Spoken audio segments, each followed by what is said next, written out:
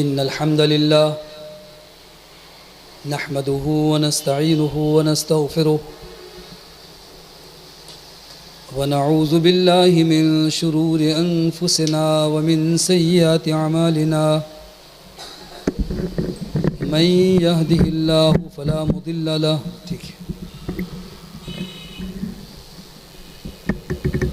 ومن يضلل فلا هادي له وأشهد أن لا إله إلا الله وحده لا شريك له وأشهد أن محمدًا عبده ورسوله أرسله الله بالحق إلى الناس كافة بشيرا ونذيرا وداعيا إلى الله بإذنه وسراجا منيرا اللهم صل على محمد وعلى آل محمد كما صليت على إبراهيم وعلى آل إبراهيم إنك حميد مجيد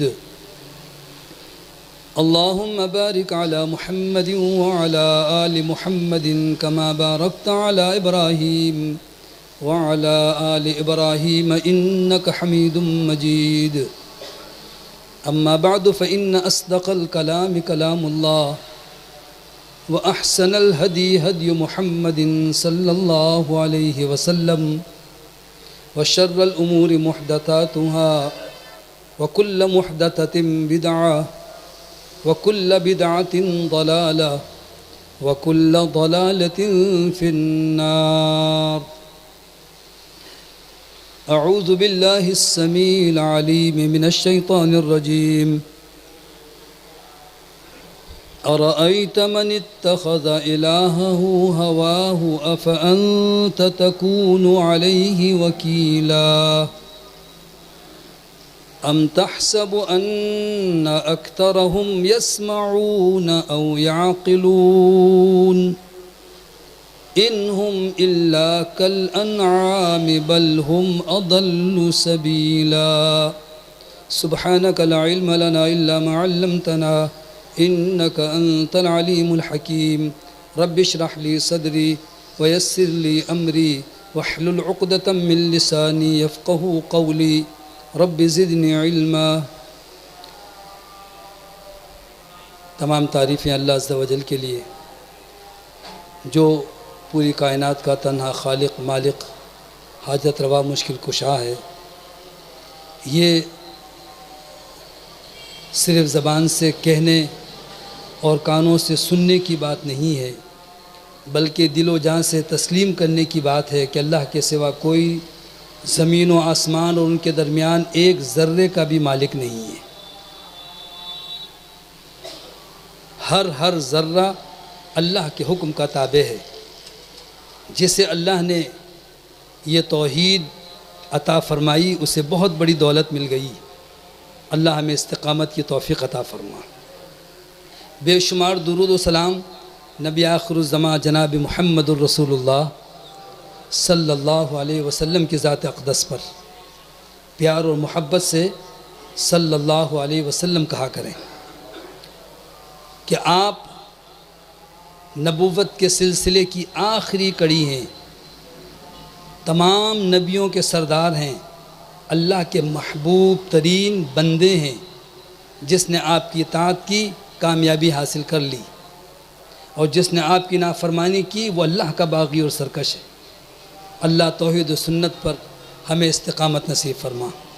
حضرات محترم، بحیثیت مسلمان کے ہمارا ایمان اور یقین ہے کہ یہ دنیا کی زندگی ایک سفر کے مانند ہے۔ ہم سب مسافر ہیں، دنیا مسافر خانہ ہے۔ یہ چند سال قیامت کے دن چند گھنٹوں کے برابر محسوس ہوں گے۔ اللہ نے فرمایا کہ جب ان سے پوچھا جائے گا قال کم لبثتم فی الارض عدد سنین قالوا لبثنا یوما او بعد یوم فاسع للعادین۔ اللہ فرمائے گا کہ سالوں کی گنتی بتاؤ کہ کتنے سال تم دنیا میں رہے۔ چھوٹی گنتی یعنی تمہیں سیکنڈ اور منٹ نہیں پوچھ رہے ہیں، دن اور ہفتے نہیں پوچھ رہے ہیں، مہینے بھی نہیں پوچھتے، سال بتا دو کتنے سال دنیا میں رہے، تو جواب میں کیا کہیں گے کہ لبثنا یومن او بعد یوم، دنیا میں تو یا اللہ سالوں کی کہاں بات ہے، ایک دن یا آدھا دن رہے ہیں، اتنی مختصر۔ لم یلبثوا الا عشیۃ او ضحاہا، وہ کہیں گے کہ دنیا میں تو ہم ایک صبح یا ایک شام جتنی زندگی گزار کر آئے ہیں، اور کیوں نہ ہو کہ ایک ہی دن 50,000 سال کے برابر کا ہوگا، تو یہ تو ایک دن کا آدھا دن، بلکہ ایک صبح ایک شام، یہ بھی بہت بڑا عرصہ کہلاتا ہے قیامت کے دن کے مقابلے میں۔ لیکن حقیقت یہ ہے کہ ہمیں اللہ نے بلوغت کے بعد 10 سال 20 سال 40 سال 50 سال دیے ہیں، اس کا ہمیں حساب دینا ہے، اور اس کے مطابق آخرت میں نتیجہ سامنے آنا ہے۔ آخرت میں 2 ہی صورتیں ہیں، تیسرا کوئی مقام نہیں ہے، یا کامیاب ہیں جنت کے مستحق ہیں، یا ناکام ہیں اور جہنم کے حقدار ہیں۔ اللہ جنت کے وارثوں میں ہمیں شامل فرما دے، اور جہنم کے عذاب سے اللہ ہم سب کو محفوظ فرما۔ یہ بھی بڑا آسان سا جملہ ہے، سمجھنے اور یاد رکھنے اور دوسروں کو پہنچانے کی ضرورت ہے کہ جنت میں صرف موحد اور متبع سنت جائے گا، کوئی دوسرا نہیں جائے گا۔ یہ خام خیالی میں سب مبتلا تھے کہ فلاں کا دامن پکڑ لیا جنت میں چلے جائیں گے، فلاں کی دم تھام لی ہم جنت میں چلے جائیں گے۔ یہ نظریہ تو یہودیوں کا بھی تھا۔ فرمایا لیس بامانیکم ولا امانی اہل الکتاب، یہ کامیابی آرزوؤں سے، نہ تمہاری آرزوؤں سے نہ اہل کتاب کی آرزوؤں سے ملتی ہے۔ کیا کہتے تھے یہودی؟ قالوا لن يدخل الجنة الا من كان هودا او نصارا، یہودی کہتے تھے کہ جنت میں صرف وہ جائے گا جو یا یہودی ہو یا عیسائی ہو۔ اسی طرح سے آج بھی بہت سے کلمہ پڑھنے والے سمجھتے ہیں کہ جنت میں صرف ہماری جماعت جائے گی، جنت میں صرف ہمارا گروہ جائے گا، جنت میں صرف ہمارا مسلک جائے گا۔ اللہ نے واضح کر دیا جنت میں جانے والے کون لوگ ہوتے ہیں اور جہنم کے مستحق کون لوگ ہوتے ہیں۔ فرمایا ان اللہ لا یغفر ان یشرک بہ ویغفر ما دون ذلک لمن یشاء، اللہ کے ساتھ کسی کو شریک ٹھہرایا جائے اسے اللہ کبھی معاف نہیں کرے گا۔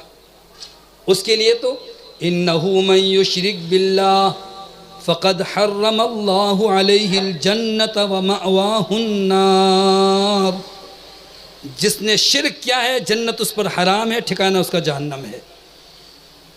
اور دوسرا توحید کے ساتھ ساتھ جناب محمد الرسول اللہ صلی اللہ علیہ وسلم کی اطاعت اور اتباع میں زندگی گزاری ہو۔ جامع ترمذی کی حدیث ہے، 3 جملوں میں کامیابی کو سمیٹ کر آپ نے بیان کر دیا۔ جناب ابو سعید خدری رضی اللہ عنہ کہتے ہیں کہ میں نے سنا رحمت عالم صلی اللہ علیہ وسلم فرما رہے تھے کہ من اکل طیبہ وعمل فی سنہ وامن الناس بوائقہ دخل الجنہ، وہ شخص جنت میں داخل ہو گیا، یعنی یقینی طور پر وہ جنت ہے جس نے 3 کام کیے ہیں۔ سب سے پہلے لقمہ حلال اس نے کھایا، کھانا پینا اوڑھنا بچھونا لباس زمین گھر چھت ہر چیز مشکوک مال کی بھی نہ ہو، حرام تو بہت دور کی بات ہے، صرف حلال نہیں بلکہ طیب ہو، من اکل طیباً، پاکیزہ نفیس عمدہ صاف ستھرا مال جس میں کوئی شک آ جائے اسے بھی چھوڑ دو۔ سید الفقہاء والمحدثین امام بخاری رحمۃ اللہ علیہ کس طرح سے شک والی چیز سے بھی بچتے ہیں، شک، ذرا سا شک بھی آ جائے، سفر کر رہے ہیں اور برابر میں بیٹھے ہوئے ایک شخص نے باتوں باتوں میں پوچھ لیا حضرت کیا کام کرتے ہیں؟ کہا دین کا علم حاصل کرنے، حدیث سننے اور محدثین سے ملاقات کے لیے جاتا ہوں۔ کہا کہ پھر کاروبار؟ کہا کہ کاروبار کے لیے میں تاجروں سے مال منگواتا ہوں، بیچ دیتا ہوں۔ کہا پھر کچھ پیسے ویسے بھی ہیں؟ کہا کہ 10,000 اشرفی ہیں میرے پاس۔ ایک روایت میں کہ 1,000 اشرفی ہے، بہت بڑی بات تھی، 1000 اشرفی بھی اس کی نیت میں فطور آیا۔ اتنی بڑی رقم لے کر کے یہ مسکین سے آدمی نظر آ رہے ہیں، اللہ والے ہیں۔ کشتی کے دوسرے سرے پر جا کر اس نے شور مچا دیا کہ میرے اتنی بڑی رقم چوری ہو گئی۔ جو ذمہ دار تھے انہوں نے تلاشی شروع کر دی، ایک ایک شخص کا سامان، کپڑے لتے، جیب سب تلاش کیے۔ جب کسی کے پاس کوئی رقم نہیں ملی تو لوگوں نے اسے کوسا کہ بڑا جھوٹا آدمی ہے، تیری شکل دیکھی ہزاروں اشرفی والی، 1000 اشرفی لے کر آیا تھا، کسی نے چرا لی تو ملتی ہے نا، کسی کے پاس نہیں ہے۔ وہ شرمندہ ہونے کے بجائے کچھ وقت کے بعد دوبارہ حاضر ہوا، حضرت آپ نے تو کہا تھا کہ میرے پاس اتنی اشرفی ہے۔ اللہ اکبر، کیسے اللہ والے تھے۔ فرمایا یقیناً میرے پاس اتنے مال اور اتنی رقم تھی، لیکن جب مجھ پر چوری کا الزام آیا، حرام نہیں ہے، مشکوک نہیں ہے، صرف الزام لوگ کہیں گے کہ کسی کا مال چرایا تھا، اور میرے روایت حدیث پر لوگ انگلی اٹھائیں گے، اللہ کی قسم اس داغ سے بچنے کے لیے میں نے اپنے حلال پیسے سمندر میں ڈال دیے، تاکہ کل کو یہ نہ انگلی اٹھائے کہ ایک دفعہ امام بخاری پر بھی تو چوری کا الزام آیا تھا، الزام تک نہیں آنے دیا۔ مشکوک مال لینا تو بہت دور کی بات ہے۔ فرمایا فَلَا وَرَبِّكَ لَا يُؤْمِنُونَ حَتَّى يُحَكِّمُوكَ فِي مَا شَجَرَ بَيْنَهُمْ، اللہ کی قسم جو آپ کا رب ہے وہ مومن ہو نہیں سکتے جو اپنے اختلافات میں آپ کو حکم تسلیم نہ کر لیں۔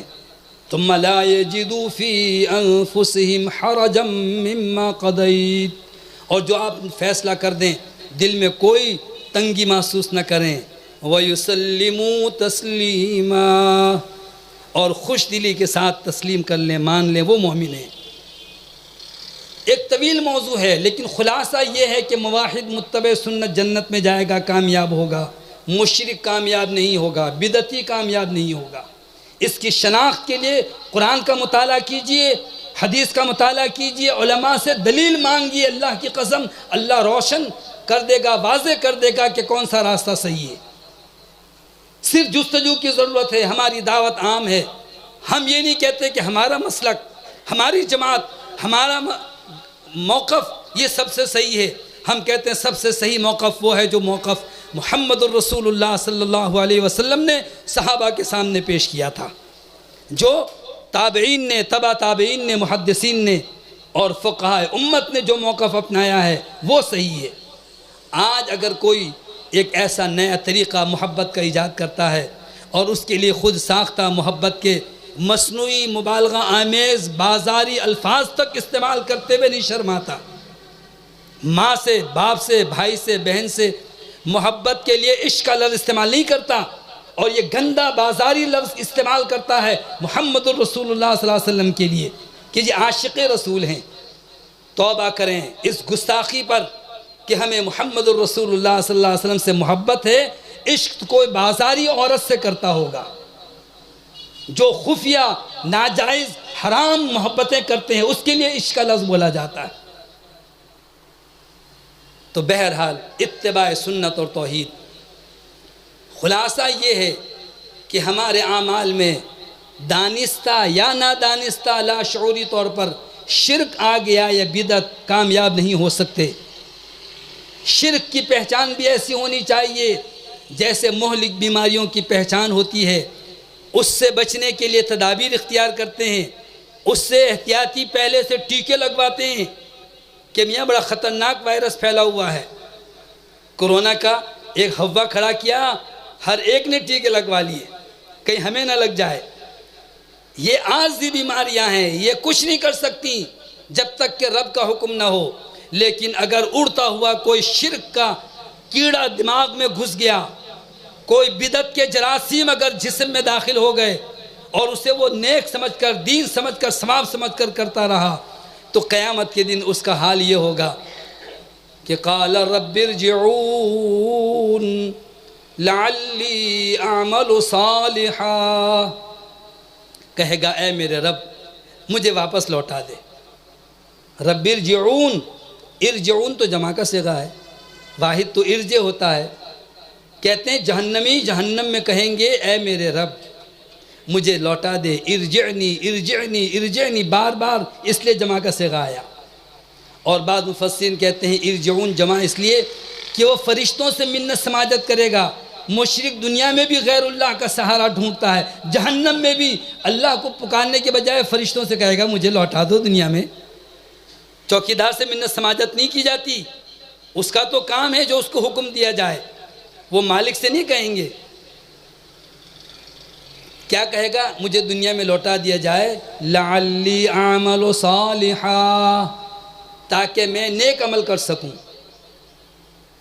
اللہ نے کیا فرمایا؟ هل اتاک حدیث الغاشیہ، کیا ڈھانپنے والی جہنم کی خبر تم تک پہنچی ہے؟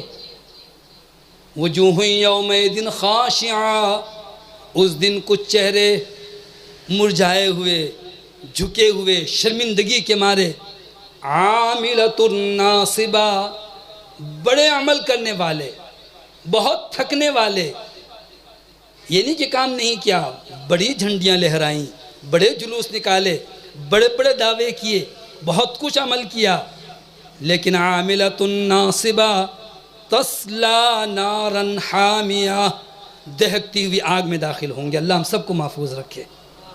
عمل کرنا کافی نہیں ہے، صحیح درست اور وہ عمل اللہ کیا قابل قبول ہے جو محمد الرسول اللہ صلی اللہ علیہ وسلم نے کیا ہو یا بتایا ہو۔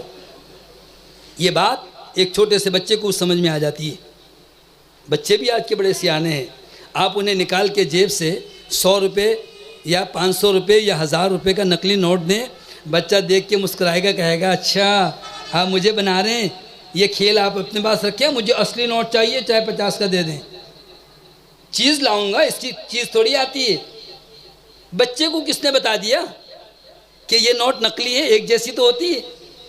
جب ایک بچہ قبول نہیں کرتا، جب ایک دکاندار اسے قبول نہیں کرتا، جب دنیا دار اپنی کرنسی کو اچھی طرح پہچانتا ہے کہ کون سی اصلی نقلی ہے، تو کیا اللہ عبادتوں کو نہیں پہچانتا؟ کہ محنت کیے جاؤ، اللہ کہے گا پوری زندگی انہوں نے بڑی تھکن اور محنت کے ساتھ کام کیا، جانے دو، نہیں جانے دیا جائے گا۔ جناب محمد الرسول اللہ صلی اللہ علیہ وسلم فرماتے ہیں کہ کچھ لوگوں نے وضو بھی کیا ہوگا، نمازیں پڑھی ہوں گی، قیامت کے دن ان کے اعضائے وضو چمکتے ہوں گے، اور جب وہ قریب آئیں گے حوض کوثر کے پاس، انہیں روک دیا جائے گا، فرشتے کھڑے ہو جائیں گے، میں کہوں گا یا رب امتی، یا رب اور صحابی، اے اللہ یہ تو میرے ساتھی ہیں، یہ تو میری امت کے لوگ ہیں۔ جناب محمد الرسول اللہ صلی اللہ علیہ وسلم نے ارشاد فرمایا، کن لوگوں کے لیے؟ جو نماز نہیں پڑھتے، نمازیں پڑھی، وضو کیا ہے، اعضاء چمک رہے ہیں، اور یہ نشانی اللہ کی طرف سے آپ کو بتائی گئی ہے۔ آپ سے کہا جائے گا انک لا تدری ما احدث بعدک، آپ نہیں جانتے کہ آپ کے بعد انہوں نے کون کون سے نئے کام ایجاد کر لیے تھے، بدعتیں شروع کر دی تھیں۔ تو جناب محمد الرسول اللہ صلی اللہ علیہ وسلم پیار محبت سے اونچی آواز سے کہا کریں صلی اللہ۔ اگر جناب محمد الرسول اللہ صلی اللہ علیہ وسلم سے محبت کے نام پر لوگ ڈرامے بازی کرتے ہیں، اللہ کی قسم سچی محبت والے محبت کا اظہار کیوں نہ کریں؟ جن کا موقف یہ ہے کہ ہر معاملے میں ہمیں جناب محمد الرسول اللہ صلی اللہ علیہ وسلم نے مکمل رہنمائی کی ہے، عبادات میں، معاملات میں، تجارت میں، شادی غمی میں، انفرادی اجتماعی زندگی میں۔ تو آپ نے فرمایا کہ پھر فسحقاً فسحقاً لمن غیر عبادی، دور کرو، ہٹاؤ، میری نظروں سے اوجھل کرو جنہوں نے میرے دین کو بدل ڈالا۔ نہیں جا سکتا وہ جنت میں نہیں جا سکتا، آپ کی شفاعت حاصل نہیں کر سکتا، آپ کے لواء الحمد جھنڈے کے نیچے نہیں آ سکتا، آپ کے دست مبارک سے آب کوثر نہیں پی سکتا۔ جنت کا خواب دیکھنا وہ چھوڑ دیں جو بدعت نہیں چھوڑ سکتے۔ جنت میں جانے کے لیے شرک اور بدعات سے بچنا ضروری ہے۔ اور آج کی تلاوت کردہ آیت مبارکہ میں شرک کی ایک قسم کی میں وضاحت کرنا چاہ رہا تھا۔ سورہ فرقان کی آیت نمبر 43 اور 44 ہے۔ ہم شرک اسے سمجھتے ہیں کہ جو بت پرستی کر رہا ہو، جو سورج چاند ستاروں کو پوج رہا ہو، یا جو عزیر کو اللہ کا بیٹا یا عیسی ابن مریم کو اللہ کا بیٹا کہتے ہوں، ہم شرک اسے سمجھتے ہیں، جبکہ شرک کی تو بہت ساری قسمیں ہیں۔ ایک شرک کی قسم وہ ہے کہ دانستہ یا نادانستہ بہت سے مسلمان اور اہل حق کہلانے والے بھی اس میں مبتلا ہو سکتے ہیں۔ اللہ ہم سب کو محفوظ رکھے۔ 2 آیتیں ہیں ایک آیت کا بھی ہم یہاں مطالعہ کر رہے ہیں. فرما ارائیت من اتخذ الہہ ہوا، کیا اے محبوب صلی اللہ علیہ وسلم آپ نے دیکھا اس شخص کو جس نے اپنا معبود اپنے خواہش نفس کو بنایا ہوا ہے، اپنے نفس کی وہ عبادت کرتا ہے، اپنے خواہشات پر وہ عمل کر رہا ہوتا ہے. افانت تکون علیہ وکیلا، کیا آپ اس کے ذمہ دار اور نگران ہو سکتے ہیں؟ یعنی آپ اس کی نجات اور اس کی کامیابی کے لیے قیامت کے دن اللہ کے سامنے کہہ سکتے ہیں یا اللہ میری امت ہے؟ وہ کامیاب نہیں ہوگا. ام تحسب ان اکثرهم یسمعون او یعقلون، کیا آپ یہ سمجھتے ہیں کہ اکثر لوگ ان میں سے سنتے بھی ہیں اور سمجھتے بھی ہیں؟ کان ہے سنتے نہیں ہیں، یہ ویسے ہی سن ہو گئے ہیں، سنت پر عمل کرنے کی وجہ سے نہیں، دماغ ان کا معوف ہو گیا ہے. آنکھ ہیں دیکھتے نہیں ہیں، کان ہے سنتے نہیں ہیں. ایسے لوگ کم نہیں ہیں، زیادہ ہیں. کچھ لوگوں کو اپنی کثرت پر بڑا ناز ہے، کہتے ہیں میاں یہ حق والے ہیں، مٹھی بھر تو ہیں، چھوٹی چھوٹی مسجدیں ہیں، چند افراد ہوتے ہیں اور ان کی باتیں سنو. اللہ نے فرمایا وَلَقَدْ ذَرَأْنَا لِجَهَنَّمَ كَثِيرًا مِّنَ الْجِنِّ وَالْإِنسِ لَهُمْ قُلُوبٌ لَا يَفْقَهُونَ بِهَا وَلَهُمْ أَعْيُنٌ لَا يُبْصِرُونَ بِهَا وَلَهُمْ آذَانٌ لَا يَسْمَعُونَ بِهَا أُولَئِكَ كَالْأَنْعَامِ بَلْ هُمْ أَضَلُّ اولئک هم الغافلون.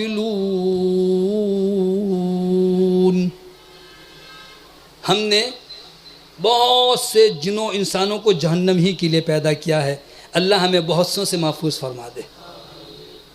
وَقَلِيلٌ مِّنْ عِبَادِيَ الشَّكُورُ،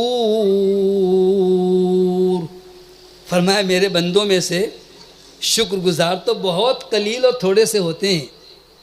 جناب عمر رضی اللہ تعالیٰ عنہ طواف کر رہے ہیں اور ایک دیہاتی کو سنا طواف کرتے کرتے دعا کر رہا ہے کہ اللہ مجھے قلیل لوگوں میں شامل کر دے. جناب عمر رک گئے، کہنے لگے یہ دعا تو میں نے رسول اللہ صلی اللہ علیہ وسلم سے نہیں سنی، یہ کون سی دعا مانگ رہا ہے تو؟ یہ کیا کہہ رہا ہے؟ کوئی دعا مانگ اللہ مجھے متقی بنا دے، مجھے صالحین میں شامل کر دے، جیسے الحقنی بالصالحین جناب یوسف نے دعا کی. کوئی اور یہ قلیل کیا ہوتا ہے؟ تو دیہاتی کہتا ہے کہ کیا اللہ کا یہ فرمان نہیں ہے کہ وَقَلِيلٌ مِّنْ عِبَادِيَ الشَّكُورُ، میرے بندوں میں سے شکر ادا کرنے والے بہت تھوڑے لوگ ہوتے ہیں. جناب عمر فرماتے ہیں کہ دیہاتی تو عمر سے زیادہ ہوشیار ہیں. جن لوگوں کو یہ گمان ہے کہ ہم زیادہ ہیں اس لیے حق پر ہیں، تو ابلیس کا ٹولہ بہت بڑا ہے، شرک کرنے والوں کی تعداد بہت زیادہ ہے.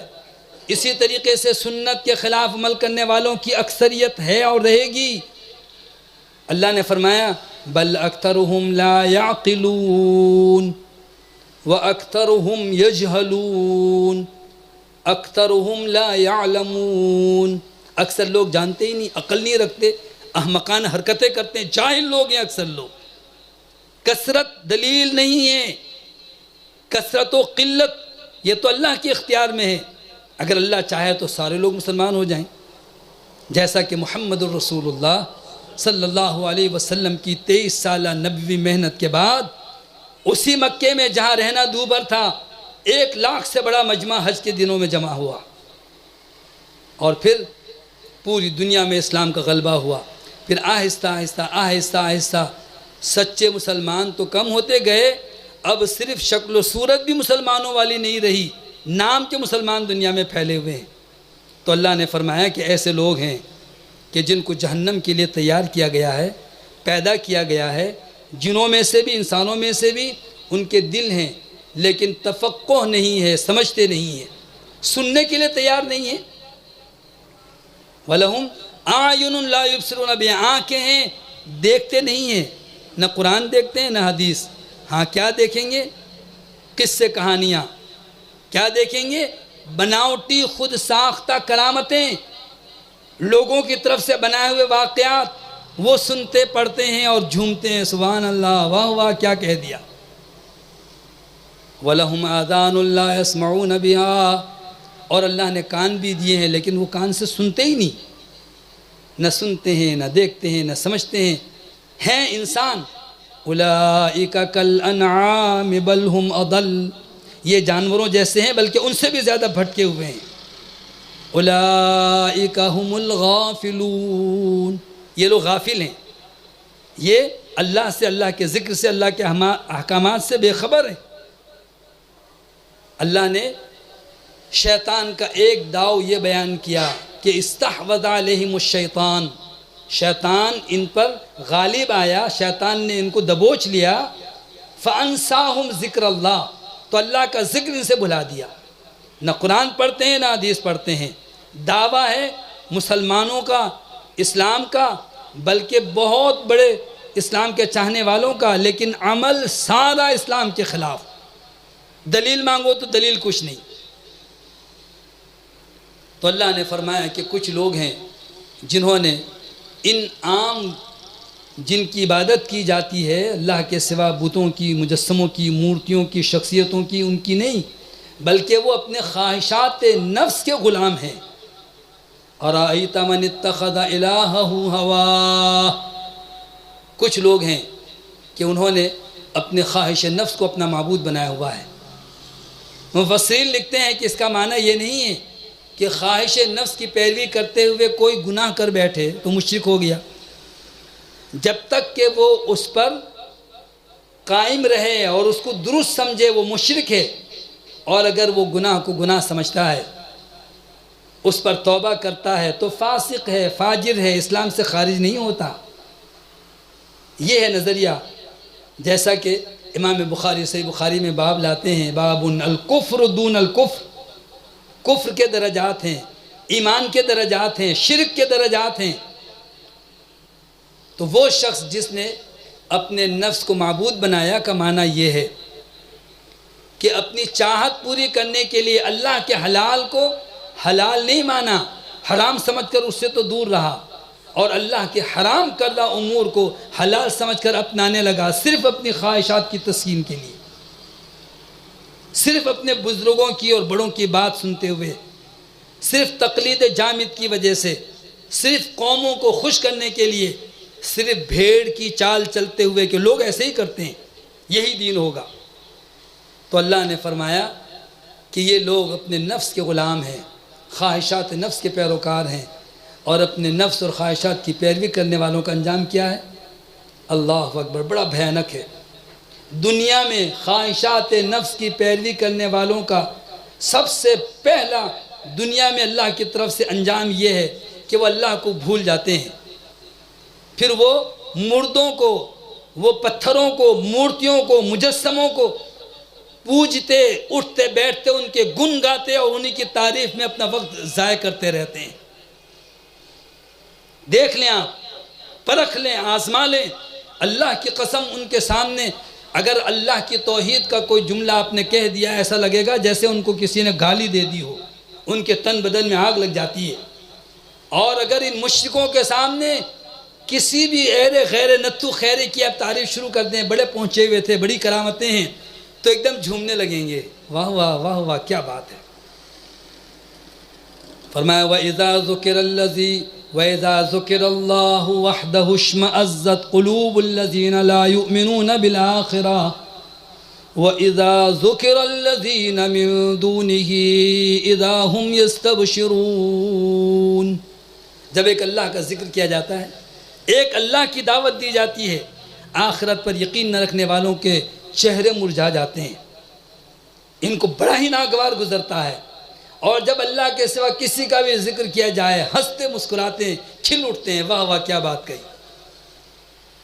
تو یہ اللہ نے فرمایا کہ اکثر لوگ ایسے ہیں جو خواہشات نفس کے غلام ہیں، اور وہ اللہ سے ان کا تعلق منقطع ہو جاتا ہے۔ سورہ مریم میں اللہ نے فرمایا، انبیاء کا تذکرہ ہے، وَمِنْ آبَائِهِمْ وَأَزْوَاجِهِمْ وَذُرِّيَّاتِهِمْ، فرمایا یہ سب انبیاء، ان کی اولاد، ان کے آبا و اجداد، ان کی بیویاں۔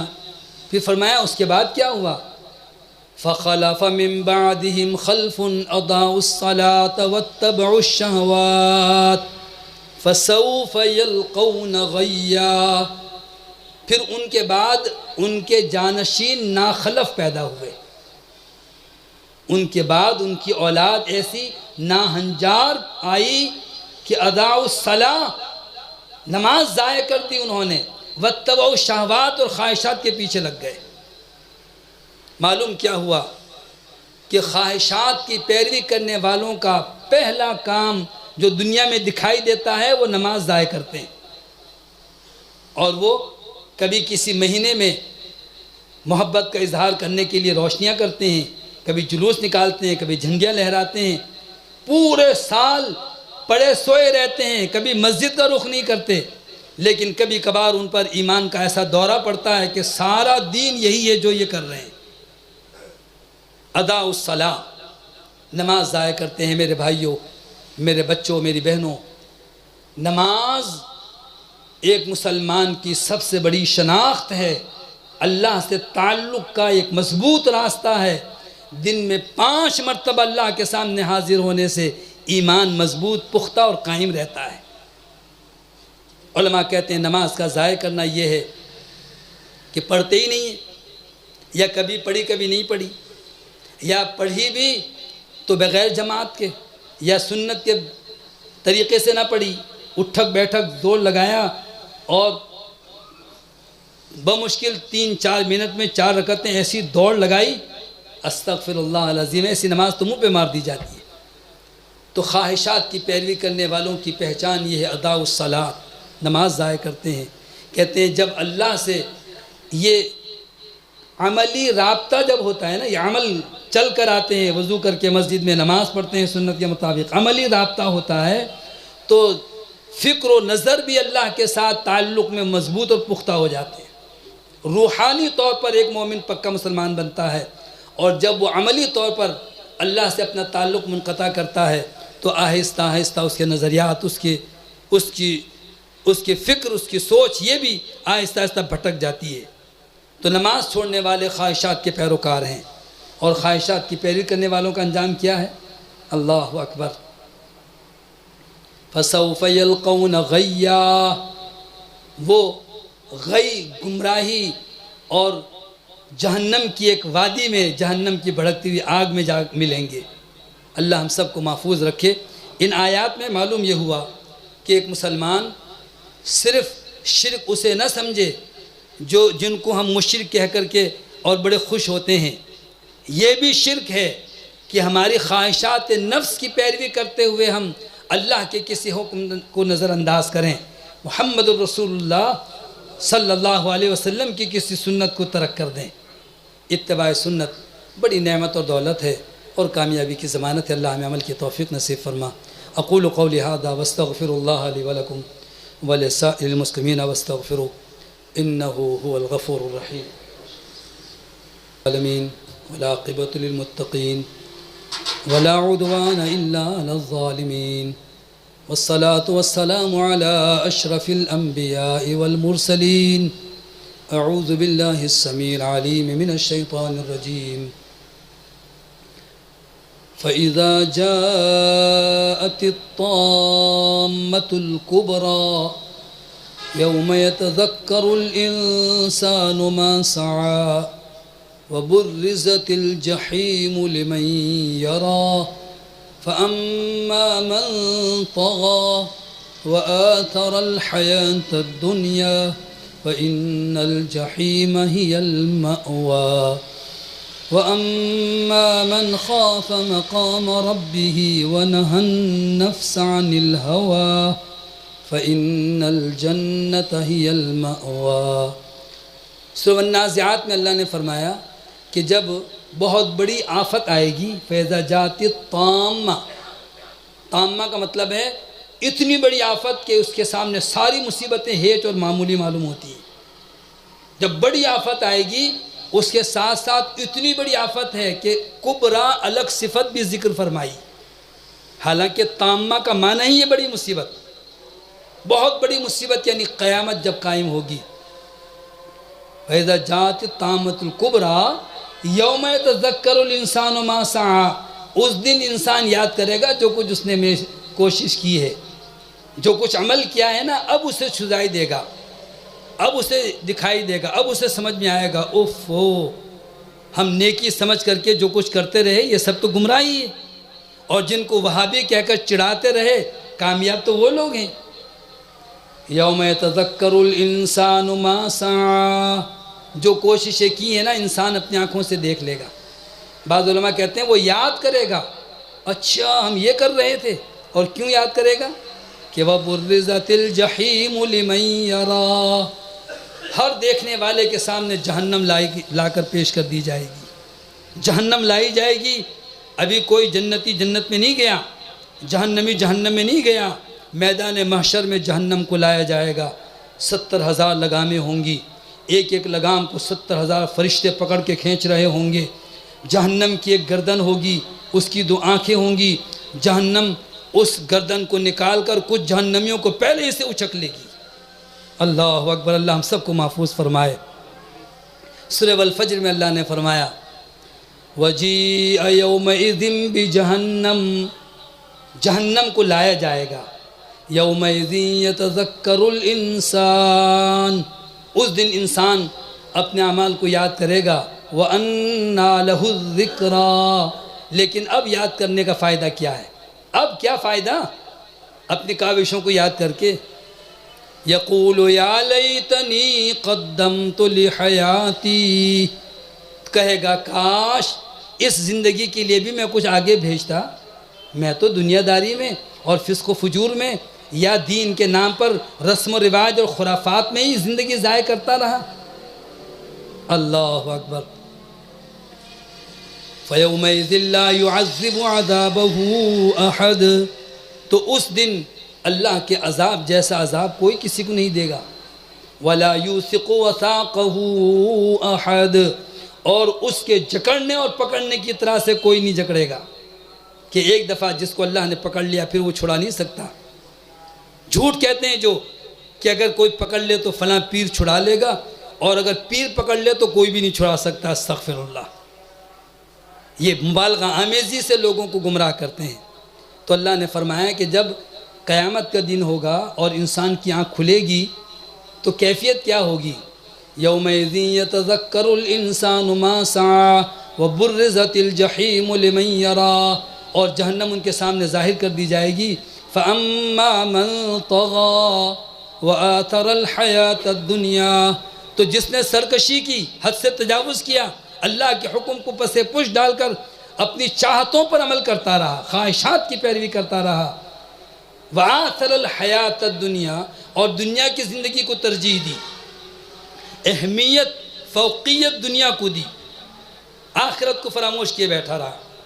ایثار کے معنی قربانی کے ہوتے ہیں نا، یعنی ایک چیز کو حاصل کرنے کے لیے کوئی چیز چھوڑنی پڑتی ہے۔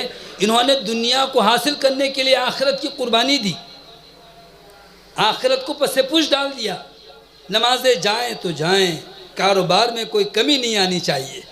یاد رکھو میرے بھائیو، اللہ کی رضا اور آخرت کی کامیابی کے لیے ان آیتوں کو ذہن میں رکھو کہ صرف دنیا ہی نہیں ہے، ہمارے لیے پیش نظر آخرت بھی ہے۔ وآثر الحیاۃ الدنیا، اور جس نے دنیا کو ترجیح دی، فإن الجحیم ہی المأویٰ، تو جہنم اس کا ٹھکانہ ہے۔ وَأَمَّا مَنْ خَافَ مَقَامَ رَبِّهِ وَنَهَى النَّفْسَ عَنِ الْهَوَىٰ، اور جو اللہ کے سامنے کھڑا ہونے سے ڈر گیا کہ مجھے اللہ کے سامنے پیش ہونا ہے، حساب دینا ہے، اور اپنے نفس کو خواہشات سے روکا، جیسے روزہ رکھتے ہیں نا، کھانے پینے سے روکتے ہیں، جیسے گاڑی چلانے والے نا ایکسیڈنٹ یا خطرہ ہو تو بریک لگا کر روکتے ہیں، اسی طرح سے زندگی کے تمام امور میں شاہراہوں پر نفس کے خواہشات کے گھوڑے کو بے لگام نہ چھوڑیں۔ قدم قدم پر بریک لگانی پڑتی ہے کہ ادھر نگاہ اٹھاؤں گا اللہ ناراض ہوگا، یہ بات کروں گا اللہ ناراض ہوگا، جیسے روزے کی حالت میں کھانا کھاؤں گا روزہ ٹوٹ جائے گا۔ بار بار اپنے نفس کو روکنا اور کچلنا پڑتا ہے۔ فرمایا جس نے بھی یہ کام کیا کہ اللہ کے سامنے پیش ہونے سے وہ ڈرا، وَأَمَّا مَنْ خَافَ مَقَامَ رَبِّهِ وَنَهَى النَّفْسَ عَنِ الْهَوَىٰ، اور اپنے نفس کو اپنی خواہشات کی پیروی سے روکے رکھا، فَإِنَّ الْجَنَّةَ هِيَ الْمَأْوَىٰ، تو جنت اس کا ٹھکانہ ہے۔ اور اگر خواہشات سے نہیں روکا تو خواہشات کے پیروکاروں کا یہ انجام ہے۔ اللہ ہمیں اتباع سنت اور خالص توحید پر استقامت نصیب فرما۔ اے اللہ جو کلمہ گو مسلمان ہو کر کے شرک بدعات یا گمراہی میں مبتلا ہیں ان کو بھی اللہ رشد و ہدایت سے مالا مال فرما۔ الہ العالمین جو ہم میں بیمار ہیں ان کو شفا عطا فرما، جو مشکلات میں گھرے ہیں اللہ ان سب کی پریشانیاں دور فرما دے۔ اے اللہ جن کے والدین باحیات ہیں ان بچوں کو بچیوں کو ماں باپ کی خدمت کی اے اللہ توفیق و سعادت نصیب فرما۔ والدین اور دیگر عزیز و قارب میں سے جو دنیا سے جا چکے ہیں اللہ ہم سب کی مغفرت فرما۔ اے اللہ جو صاحب اولاد ہیں ان کو اولاد کی صحیح تربیت کی توفیق عطا فرما۔ اے اللہ جو بے اولاد ہیں ان کو نیک صالح اولاد نصیب فرما۔ جن کے بچے بچیاں جوان ہیں اللہ نیک صالح رشتے عطا فرما۔ اے اللہ جو مقروض ہیں ان کا قرض ادا کرا دے۔ اے اللہ جو بے روزگار ہیں برسر روزگار فرما۔ اے اللہ جو آخرت کو فراموش کیے بیٹھے ہیں اللہ انہیں موت اور آخرت کی تیاری کی توفیق عطا فرما۔ اے اللہ قرآن کی تلاوت کی، نماز کے اہتمام کی، اور اے اللہ ہمہ وقت تیرے ذکر سے زبان کو تر رکھنے کی توفیق نصیب فرما۔ اللہم انا نعوذ بک من جہد البلاء ودرک الشقاء وسوء القضاء وشماتة العداء اللہم استر عوراتنا وآمن روآتنا۔ یہ حدیث کی مسنون دعائیں ہیں، آمین آمین کہہ سکتے ہیں۔ اللہم انصر الاسلام والمسلمین، اللہم اعز الاسلام والمسلمین، اللہم ذل الشرک والمشرکین، اللہم دمر اعداءنا واعداء الدین، اللہم انصر من نصر دین محمد صلی اللہ علیہ وسلم وجعلنا منہم، واخذل من خذل دین محمد صلی اللہ علیہ وسلم ولا تجعلنا منہم۔